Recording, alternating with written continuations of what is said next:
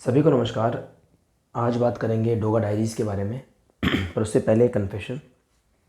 मैंने इससे पहले आप लोगों को एक रजत नायक संग्राहक संस्करण का एक डिटेल रिव्यू दिया था और मैंने ये भी बताया था कि इसमें कौन कौन से कॉमिक शामिल हैं और उसके कुछ डाइजेस्ट रिलीज़ हुए थे, जैसे कि परमाणु एक कल। तो इसमें ये 4 नायक थे और इन 4 नायकों की जो है 24 कॉमिक्स इसमें शामिल की गई थी, बाइंड की गई थी। ये एक संग्राहक संस्करण था और परमाणु के 8, एंथनी के 8 और बाकी तिरंगा की 4 और इंस्पेक्टर स्टील की 4, इस तरीके से कॉमिक्स रखी गई थी। और मैंने बताया था कि इसकी शुरुआत की जो 8 कॉमिक्स थी परमाणु की, वो इंडिविजुअल भी रिलीज़ हुई थी, आप वीडियो चेकआउट कर सकते हैं।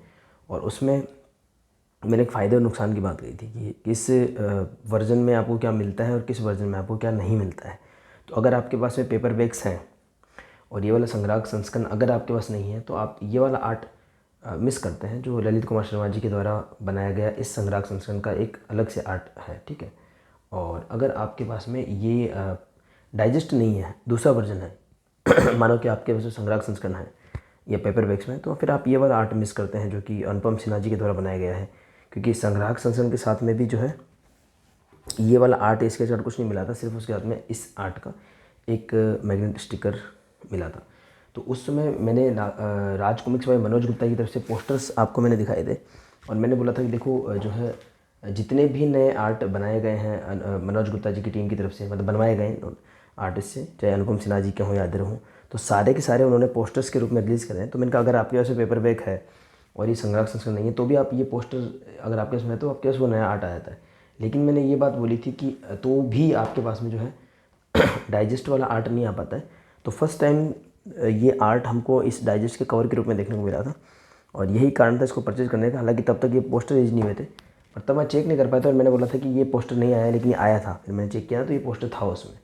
तो मनोज गुप्ता जी की तरफ से जो पोस्टर रिलीज किए गए थे 15 अगस्त के आसपास उसमें सभी आर्ट्स को शामिल किया गया था, ये भी आर्ट थी। तो मतलब ये डाइजेस्ट अगर आप सिर्फ इस आर्ट के लिए ले रहे हैं और आपके पास पेपर बैग्स हैं या फिर आप पेपर बैग लेने का प्लान कर रहे हैं, तो इसमें इसकी भी कोई ज़रूरत नहीं है। मतलब वो मैं आपको ये बस ये बताना चाहता है, इस डाइजेस्ट में सिर्फ वो आर्ट कॉमिक्स बाइंड है, उनकी फ्रंट कवर बैक कवर शामिल नहीं है। और संग्राहक संस्करण के कुछ एक्स्ट्रा क्रेडिट्स थे वो इसमें दिए गए थे। तो ये एक थोड़ी सी मिस्टेक हो गई थी, उसमें मैंने ये बताया था कि ये पोस्टर रिलीज़ नहीं हुआ जबकि ये पोस्टर रिलीज़ हुआ है। तो इसी में कन्फेशन के बाद में अब इसको हटा देते हैं और हमारा जो मेन वीडियो है डोगा डायरीज़ के बारे में, उसकी शुरुआत करते हैं। रख देते हैं इसको साइड में, इसकी भी कोई आवश्यकता नहीं है। और ये इन दोनों संग्राहक संस्करण और डाइजेस्ट की भी फ़िलहाल कोई आवश्यकता हमें नहीं है। तो बात करते हैं डोगा के बारे में। डोगा राज कॉमिक्स का एक बहुत ही फेमस कैरेक्टर है। नागराज और ध्रुव के बाद सबसे ज़्यादा इस पर ध्यान दिया जाता है वो है डोगा। इवन अगर अभी मैं बात करूँ तो राज कॉमिक्स में संजय गुप्ता की तरफ से जो सबसे ज़्यादा जिस पे वो ध्यान दे रहे हैं वो है नागराज और डोगा, ठीक है, काफ़ी फेमस है। और इसकी कुछ नॉवल्टीज़ भी मैंने रख रखी है ताकि फील बना रहे। जैसे कि ये एक राज कॉमिक्स में मनोज गुप्ता की तरफ से स्टैंडी मिला था हमें, विध्वंस एक संग्राहक संस्करण आया था, उसके साथ में ये स्टैंडी मिला था। और ये कीचेन हमको शायद एक कटोरा खून, 2 कटोरा खून, कोई एक कॉमिक्स का संग्राहक संस्करण आया था, उसके साथ मिला था। और ये हमें डोगा का क्यूट स्टैंडी है जो एक मेरी सोनू और जो अभी ये जो सीरीज चल रही है अभी एक कचरा पेटी, उसकी फर्स्ट इंस्टॉलमेंट के साथ मिला था। तो इस तरीके से जो है डोगा की कुछ नॉवल्टीज़ दोनों पब्लिश की तरफ से मिली है। और ये है भाई डोगा डायरीज़। तो डोगा डायरीज़ क्या चीज़ है? डोगा की जो नॉर्मल कॉमिक्स होती है वो इस तरीके की होती है, सिंगल शॉट भी होती हैं, एक सीरीज़ भी होती है। जैसे कि सिंगल शॉट कॉमिक्स है 4 मीनार, मेरा सबसे फेवरेट कॉमिक्स है और इसमें मनोज जी का आर्टवर्क है। कई बार मैं इस कॉमिक्स को मेंशन करता हूँ डाइजेस्ट के रूप में, संग्राहक संस्करण के रूप में। मैंने इसके सारे वर्जन ले रखे हैं। ये संजय गुप्ता जी वाला 100 रुपये वाला वर्जन है और मेरे पास में मनीष गुप्ता जी के डाइजेस्ट भी है, मनीष गुप्ता जी का जो है संग्राहक संस्करण भी है। इस तरीके के सिंगल शॉट कॉमिक्स आते हैं या फिर इस तरीके का जो है एक 2-3 पार्ट की सीरीज़ भी आपको देखने को मिलती है। तो डोगा को मनोज जी ने के आर्टवर्क ने जीवंत करा और काफ़ी अलग और यूनिक टाइप का आर्टवर्क था मनोज जी का, और उन्हीं की वजह से काफ़ी फेमस भी हुआ कैरेक्टर। और मतलब एक मुंबई की पृष्ठभूमि पे आधारित एक बिल्कुल एक क्या बोल सकते हैं कि जो एक रियलिस्टिक सुपर हीरो है जो कि हिंसा में थोड़ा बिलीव करता है। और उसका एक पंच लाइन भी होता है कि वो समस्याओं को हल नहीं करता बल्कि जड़ से उखाड़ फेंकता है। तो इसी की पूरी सीरीज़ में जब 2010 या 12 के आसपास ये डोगा डायरीज रिलीज हुई थी। और डोगा डायरीज में क्या था कि ये 80-80 पेज की कॉमिक्स निकाली थी राज कॉमिक्स ने। और ये राज कॉमिक्स में मनोज गुप्ता जी की तरफ से रिप्रिंट आए थे, लेकिन ये राज कॉमिक्स में मनोज गुप्ता जी ने रिप्रिंट करे हैं, मतलब उनकी तरफ से आया नहीं है। ये पूरी राज कॉमिक्स की टीम की तरफ से आई थी ये। तो डोगा डायरीज़ 1, डोगा डायरीज़ 2 और डोगा डायरीज़ 3 ये उन्होंने रिलीज़ की थी। डोगा डायरीज़ 4 अभी राज कॉमिक्स में मनोज गुप्ता जी ने रिलीज़ करी है, और इसके बाद है डोगा डायरीज़ 5 डोगा मौजूद है, उसका नाम रखा गया है, तो वो उसका प्री ऑर्डर भी लगा हुआ है, वो भी लेके आऊँगा आपके सामने। तो फिलहाल हमारे सामने डोगा डायरीज़ की अगर इंस्टॉलमेंट की बात करें तो हमारे पास में अभी 5 डोगा डायरीज़ हैं। अब इसके ऊपर लिखा हुआ है हिच हाइकर, या एक पे लिखा हुआ है नामर्द, एक पे लिखा हुआ है शिकार, या एक पे लिखा हुआ है वन लास्ट किल। ठीक, इसका क्या मतलब बताया तो ये जो डोगा डायरीज़ का फॉर्मेट ऐसा है कि ये 80-80 पेज की हैं।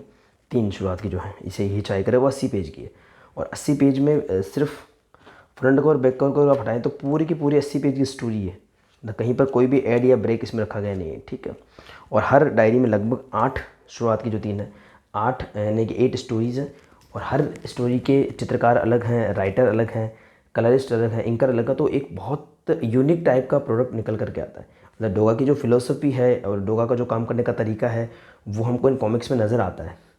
तो वो उन इंसिडेंसेस को उठा करके कोई बहुत लंबी स्टोरी या सिंगल स्टोरी बना के छोटी छोटी स्टोरी बनाई गई है। 10-12 या 15-20 पेज की स्टोरीज़ है। तो इसकी जो पहली स्टोरी उसका नाम है हिच हाइकर, ये है। तो केस 1, केस 2, केस 3 इस तरीके से डोगा डायरीज़ को लिखा गया है, जैसे केस 1 केस 2 है, ठीक है, जैसे केस 4 है, तो 8 केस है टोटल। तो उसमें से पहला जो केस है उसी का नाम रख दिया हिच हाइकर। तो इसका नाम हिच हाइकर लिखा हुआ है, लेकिन इसमें टोटल 8 स्टोरीज है। ये डोगा डायरीज़ 1, और इसमें जो है आपको अलग अलग आर्टिस्ट का काम देखने को मिलता है। इसके बारे में बाद में बात करूँगा। मैंने अनबॉक्सिंग में बताया था कौन कौन सी डायरीज़ में कौन कौन सी स्टोरी शामिल है। दूसरी है नामर्द, ठीक है, इसमें भी वही होगी 8 स्टोरी है, और इसमें आपको अलग अलग आर्टिस्ट का काम देखने को मिलता है।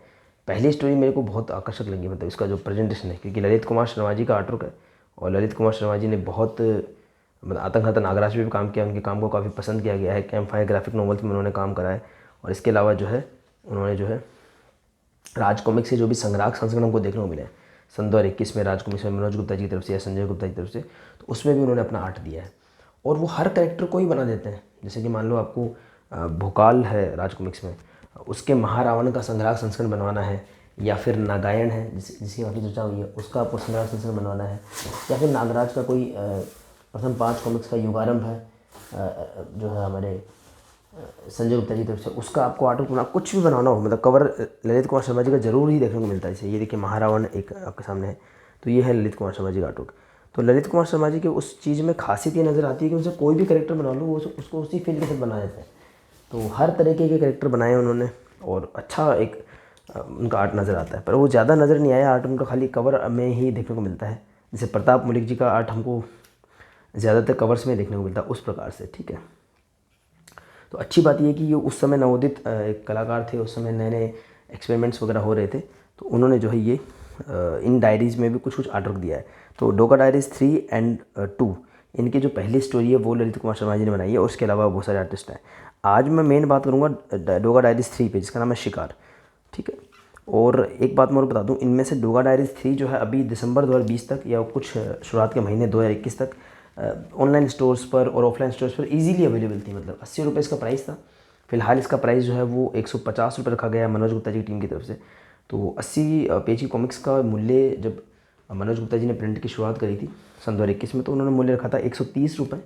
सम्राट सोडांगी इस तरीके की वो एक कॉमिक्स लेकर के आए थे, और 130 रुपये रखने के साथ में कुछ पोस्टर्स, बहुत बहुत अच्छी क्वालिटी के पोस्टर्स उन्होंने साथ में फ्री दिए थे। तो इस तरीके से शुरुआत करी थी, पर धीरे धीरे वो प्राइस बढ़ करके नागायण जब प्रिंट हुई तो 140 हुआ विदाउट नोटिस, और अब हमारे सामने है डोगा डायरीज़ विदाउट नोटिस। तो आज की डेट में तो यही एक सच्चाई है कि राज कॉमिक्स में संजय गुप्ता जी हों या मनोज गुप्ता जी हों, वो अपनी एक क्वालिटी को मेंटेन करे हुए हैं, पर विदाउट नोटिस वो कॉमिक्स दे रहे हैं, ऐसा कुछ है। बाकी क्वालिटी आपको दोनों में अलग अलग टाइप की मिल जाएगी। तो बात करते हैं शिकार की। तो ये 80 रुपये में अवेलेबल था, और अब जब इन्होंने रिप्रिंट कराया तो इसमें M18+ मैच्योर कंटेंट का एक लोगो लगाया सभी पर, तीनों रिप्रिंट्स पर भी, और जो नया रिलीज़ किया है वन लास्ट किल इस पर भी, ठीक है। तो वन लास्ट किल जो एक डोगा डायरीज़ है, इसका मैं रिव्यू कर चुका हूँ पहले। इसी में से आपको कुछ पोस्टर भी देखने को मिलते हैं। देखो मैंने वो निकाल के रखे हैं। तो मनोज गुप्ता जी ने देखो, जैसे मैंने अभी शुरू में परमाणु की बात करी, तो वन लास्ट किल का कवर का भी हमें पोस्टर दिया है, और इसके अलावा इसके अंदर एक चित्र था जो कि अच्छा लग रहा था काफ़ी। लास्ट की कोई स्टोरी थी, ये देखिए, जैसे ये एक पेज में 52 है, तो ये भी पोस्टर उन्होंने हमें दिया है इसमें से। तो मनोज गुप्ता जी की ये खासियत है कि उन्होंने जितना भी आर्ट नया बना है उसके पोस्टर्स वगैरह देते हैं, उसी को कवर के रूप में यूज़ कर लेते हैं, और इनसाइड आर्ट को भी यूज़ करते हैं। ये अच्छी बात है, क्योंकि बहुत अच्छे अच्छे आर्ट कई बार अवेलेबल होते हैं, लेकिन उतने बड़े आर्ट की हमको नोवेल्टीज़ या कवर वगैरह नहीं मिल पाते। तो देख लीजिए आप, ये सेम इसी को इन्होंने पोस्टर के रूप में दिया है। तो राज कॉमिक्स में मनोज गुप्ता जी के पोस्टर्स मुझे खास करके इसलिए पसंद आए, मतलब क्वालिटी वाइज तो ठीक है जो भी है, बट अनुपम जी का ज़्यादातर आर्ट या जो भी है वो हमको इस रूप में देखने को मिलता है। तो ये है भाई वन लास्ट किल हमारे सामने। ये थोड़ा सा ना 64 पेजेस की है और इसमें जो है, गलत बोल गया क्या मैं, इसमें 62 है कि हाँ 64 पेजेस की है। एक नॉर्मल 64 पेज की कॉमिक्स की तरह, और इसका प्राइस रखा गया था 280 रुपीज़, क्योंकि वो बाकी है वो रिप्रिंट है और ये एक नई कॉमिक्स है। और आई थिंक मुझे ऐसा लग रहा है कि हो सकता है कि नेक्स्ट जो डोगा डायरी जो वो भी 80 पेज की बनी हो मे बी, और उन्होंने ऐसा किया हो कि जो है 64 अलग कर दिए हों और बच्चे पे से एक नई आ रही है डोगा मौजूद है मे बी, मतलब ऐसे 2 पार्ट में ब्रेक कर दिया हो, जैसे आजकल हमको देखने को मिलता है सर्पसत्र सीरीज वगैरह है, या संजय गुप्ता जी तरफ से भी जो नागप्रलय वगैरह है कि एक पार्ट छोटा कर दिया, एक पार्ट बड़ा कर दिया, तो पार्ट्स छूट गए। तो खैर वन लास्ट किल जब मैंने हाथ में ली थी तो एक ना अच्छा फील आया था। एक सॉफ्ट कवर था, अंदर बहुत अच्छे ग्लोसी पेजेस थे, काफ़ी सॉफ्ट पेजेस वगैरह थे, पर आर्ट वर्क थोड़ा निराश करता है इसका नॉर्मल। बाकी कॉमिक्स में अगर हम पहली स्टोरी देखें तो ललित कुमार शर्मा जी का ज़बरदस्त आर्ट वर्क आपको देखने को मिलता है, लेकिन वन लास्ट किल में सबसे मतलब दोयम दर्जे का आर्ट मिला। अगर आप डोगा की बात करें, पता नहीं किस तरीके का ये एक्सपेरिमेंट किया गया था, और मतलब वो सबसे इवन इस सीरीज में भी ये बहुत बुरा आर्ट वर्क था डोगा का। इसके बाद जो आपने पोस्टर वगैरह देखे है ना, वो काफ़ी अच्छे थे। जैसे मैंने आपको बताया कि एक पेज में 52 से एक पोस्टर लिया गया था, तो ऐसा नहीं कि आर्ट बिल्कुल ही इसका ख़राब था। पर वन लास्ट के लिए पता नहीं क्यों किस तरीके का कुछ लोगों ने बोला कि आर्टिफिशियल इंटेलिजेंस का यूज़ करके डोगा बनाया गया। तो हमें तो इस तरीके की डोगा की आदत थी, मैंने जैसे आपको बताया, और हमें जो है ऐसा डोगा 1999 में 8 में देखने को मिलता था, और ये डोगा देखो यहाँ पे ऐसा देखने को मिला, देख सकते हैं आप। को जो भी हो, पर इसकी बात ऑलरेडी हो चुकी है। अब जब मैंने इसके रिप्रिंट्स देखे तो कॉस्टली तो है क्योंकि 150 प्राइस रखा गया विदाउट नोटिस जब भी है, लेकिन प्रिंटिंग क्वालिटी काफ़ी इंप्रेसिव है। मतलब जैसा आपको डोगा डायरीज़ 4 मिला है बिल्कुल उसी लेवल की पेपर क्वालिटी और सब कुछ है। पेज भी काफ़ी, कवर वगैरह काफ़ी बढ़िया है, सब में ऐसी पेज है। और मैं 3 की बात ज़्यादा इसलिए करना चाहूँगा आज, बाकी मैं 2 की भी बात करूँगा, 1 की भी बात करूँगा, उसके लिए अलग सेपरेट वीडियो आएगा। कि जो डोगा डायरीज़ 3 है उसमें जो मैंने आर्ट वगैरह देख रखा, पढ़ भी रखी है, तो पहले की तुलना में ये आर्ट अब निखर के आया है क्योंकि ग्लोसी पेजेस वगैरह है। पहले ये एक नॉर्मल पेपर में था। इवन मेरे पास जो कॉपी थी ना, पता वो कैसी थी, उसमें पेज भी बड़े बुरे से थे, पीले पीले मोटे मोटे से पेज थे, मोटी सी पिन लगी हुई थी, और उस पर गत्ता भी यूँ था मोटा सा, तो वो फट सा गया था यूँ। इसका तो गत्ता वगैरह भी सॉफ्ट हो रहा था ना। जिस समय काम हुआ 2010 में या 12 में जब भी काम हुआ, उस समय काफ़ी अच्छे कलर्स वगैरह इफेक्ट वगैरह होते थे, तो वो इफेक्ट्स इस ग्लोसी में अच्छे से नजर आए। मतलब जब मैंने इसको पढ़ा तो मुझे लगा कि मैं कंप्लीटली दूसरी बुक पढ़ रहा हूँ। तो एक प्रेजेंटेशन का फ़र्क पड़ता है, आपने देखा भी होगा संजय गुप्ता जी की जो बिग साइज कॉमिक्स में बताया था आपको, सर्व समर है या उससे पहले जो कॉमिक्स है, फ़र्क पड़ता है प्रेजेंटेशन का, बहुत फ़र्क पड़ता है। तो डोगा डायरीज 3 में अगेन 8 स्टोरीज है, इसके अंदर थोड़ी डिटेल में बात होगी। पहली स्टोरी डोगा डायरीज 2 और 3 दोनों में ही ललित कुमार शर्मा जी का आर्ट देखने को मिलता है। तो देखिए ललित कुमार शर्मा जी के आर्ट के साथ में आपको देखने को मिलता है। पहला है शिकार, बहुत अच्छी स्टोरी है, ये देखिए क्या शानदार आर्ट है। तो इसमें ये झुग्गी झोपड़ी वाले बच्चे दिखाते हैं जो कचरा वगैरह इकट्ठा करते हैं, छोटी सी बच्ची दिखाते हैं। तो ये कुछ गुंडे से होते हैं, उसको परेशान कर रहे होते हैं, ऐसा कुछ है, और उनको इस जगह कुछ भूल भुलैया से खो जाते हैं, उनको निकलना होता है। तो इसको बोलते हैं आप हमको निकालोगे, तो निकल रहे होते हैं, एक एक करके उनके साथी मर रहे होते हैं। फाइनली आपको समझ में आता है कि वो लड़के डोगा की हेल्प करी होती है, डोगा एक एक करके सबको खत्म कर देता है। 10 पेज की कहानी है, केस क्लोज। देखिए ललित कुमार शर्मा जी के आर्ट में डोगा काफ़ी अच्छा लग रहा है, इसमें देखने को बहुत अच्छा लग रहा है। तो ये है कि मतलब अपन को लगेगा शिकार ये, जबकि शिकार वो थे। तो एक अच्छी कॉमिक्स नज़र आई है, ठीक है। फिर जो सेकंड है अनशन। अनशन में क्या होता है कि एक इंसान अनशन पे बैठता है, तो डोगा बोलता है कि अनशन में बैठने से क्या होगा, लो मैं बैठ के दिखाता हूँ। और डोगा बोलता है डोगा ने हथियार इसलिए उठाया था कि आप लोग अनशन में बैठ सको, हर किसी को हथियार उठाने की जरूरत नहीं। तो वो छोटी छोटी चीज़ें जो हमको जो फिलोसफी पहले देखने को मिली है उसी को थोड़ा और एलोबरेट किया गया है। अनशन में जो है वो चित्रकार अब हैं सुशांत पंडा जी, और इंकिंग जो है सागर थापा जी की है, ठीक है, बसंत पंडा जी के इफेक्ट से। अच्छा एक अलग टाइप का डोगा आपको देखने को मिलेगा पंडा जी के चित्रांकन में, तो वो होता है। फिर बाद में जो है अनशन करके देखता है, कुछ वहाँ पे कुछ लोग गुंडागर्दी कर रहे होते हैं, डोगा देखो कंबल ओढ़ के बैठ जाता है। अंत में डोगा को उतरना ही पड़ता है, उनको ख़त्म करना पड़ता है। डोगा का जो वो फिलोसफी उसको थोड़ा और स्ट्रेंथन किया गया। तो अनशन जो है आपका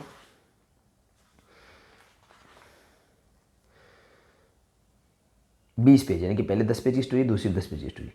थर्ड है बाउंटी। बाउंटी में आपको ना हर्षवर्धन कदम 3 जगह लिखेगा। चित्रांकन में हर्षवर्धन कदम, इंकिंग भी हर्षवर्धन कदम, और इफेक्ट हर्षवर्धन कदम।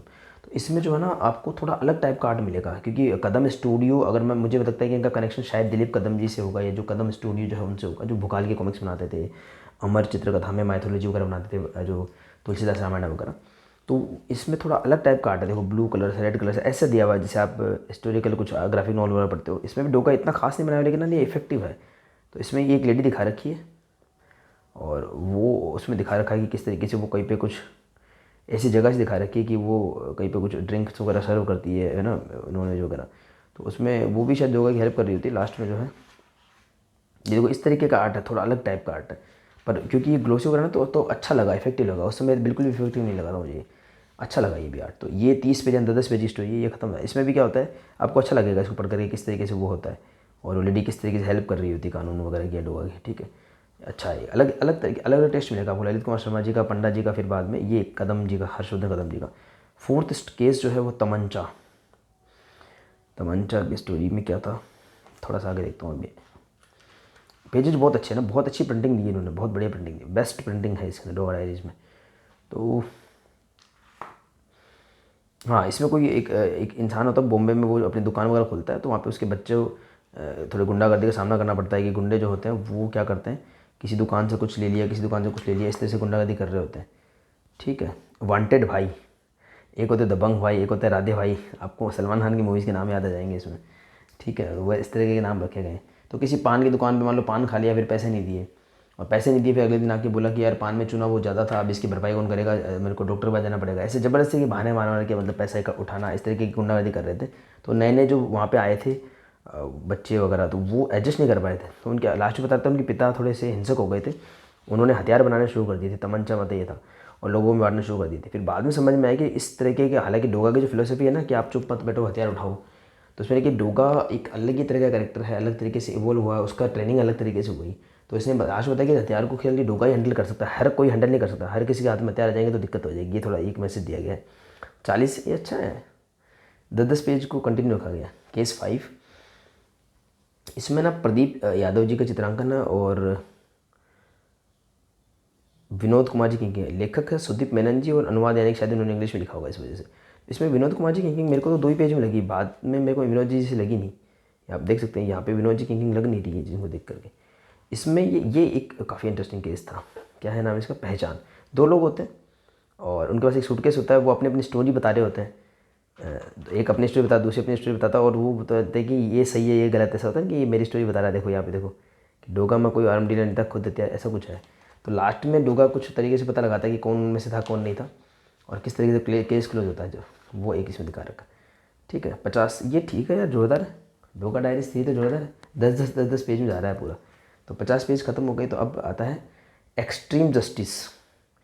इसमें ना चित्रांकन किनका है, ईशान त्रिवेदी जी को है, उनका ही है चित्रांकन, इफेक्ट वगैरह सब कुछ। ये थोड़ा ना डोगा आपको अलग टाइप का दिखेगा, ऐसा डोगा आपने कभी देखा नहीं होगा। और आपको याद हो तो संजय गुप्ता जी के डोगा के पोस्टर थे जो काफ़ी ज़्यादा नापसंद किया गया था, उस डोगा का इंस्पिरेशन इससे आया होगा। ये स्टोरी के बाद में वो डोगा का पोस्टर निकला होगा।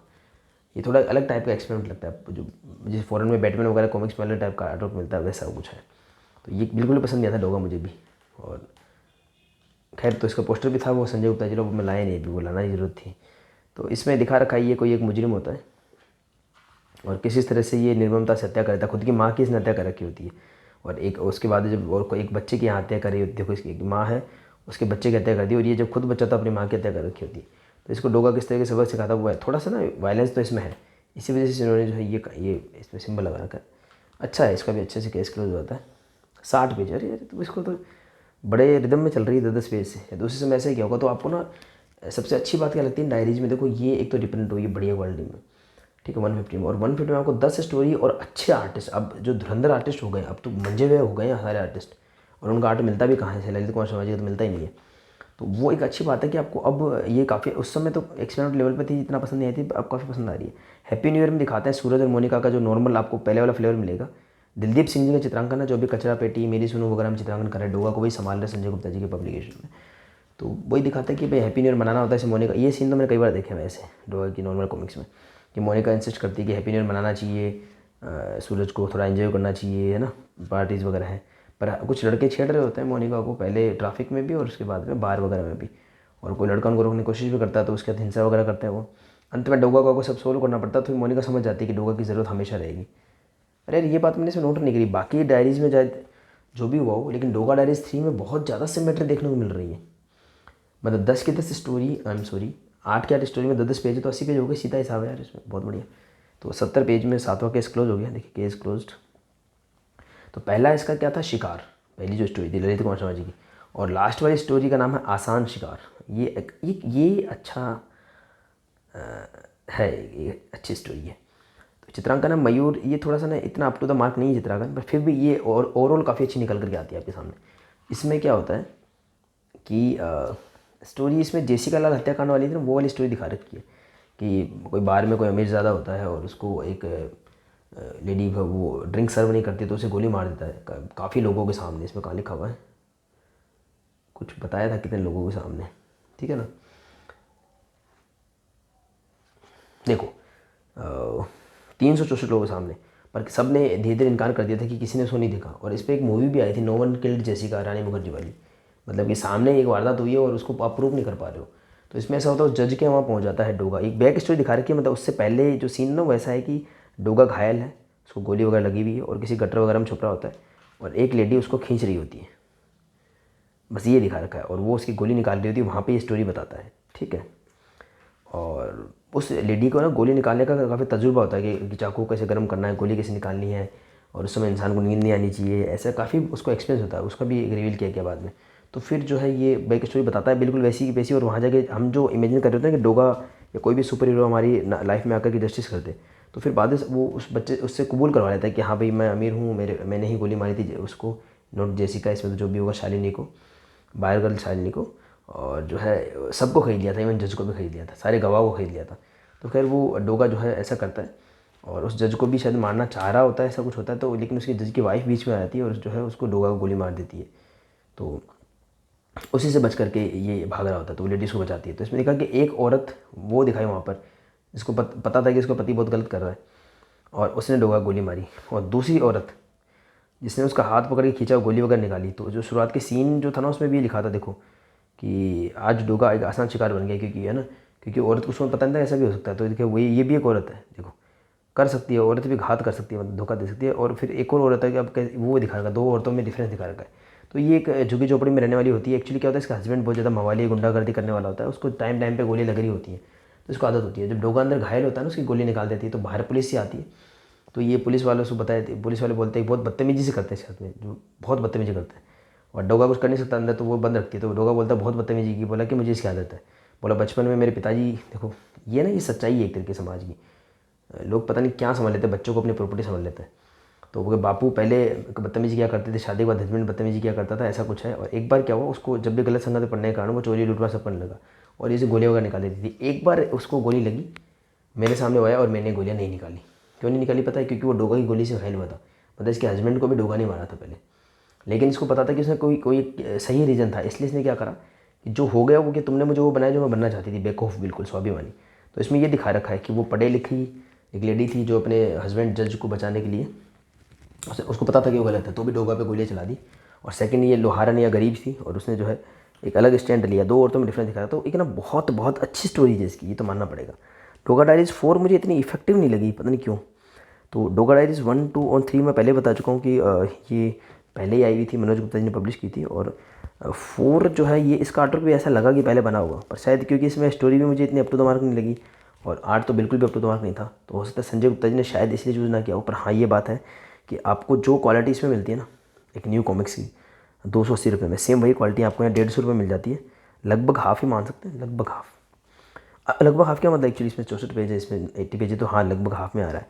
तो अच्छी क्वालिटी, मतलब इसमें अगर अब इस वक्त जो मनोज गुप्ता जी के रिप्रेंट आ रहे हैं ना, उनमें कवर का इशू था, इसमें इनमें वो भी इशू नहीं है, ये कवर वगैरह भी बहुत बढ़िया क्वालिटी का ही है। तो डोगा डायरीज़ 3 का मैं रिव्यू कर चुका हूँ। अब नेक्स्ट रिव्यू मैं लाऊंगा डोगा डायरीज़ 1 या फिर 2 का। तो 3 काफ़ी इंप्रेसिव है, बहुत अच्छी स्टोरीज है और 10 आर्टिस्ट का 10 स्टोरीज़ का मज़ा आता है इसमें, और 10 पेज की है, बिल्कुल सिमेट्री है। तो काफ़ी अच्छा है, मतलब अच्छा एक्सपीरियंस रहा इसको पढ़ना। तो इसी के साथ मैं अपनी इस वीडियो को एंड करता हूँ। आशा है कि आपको मेरा प्रयास पसंद आया होगा।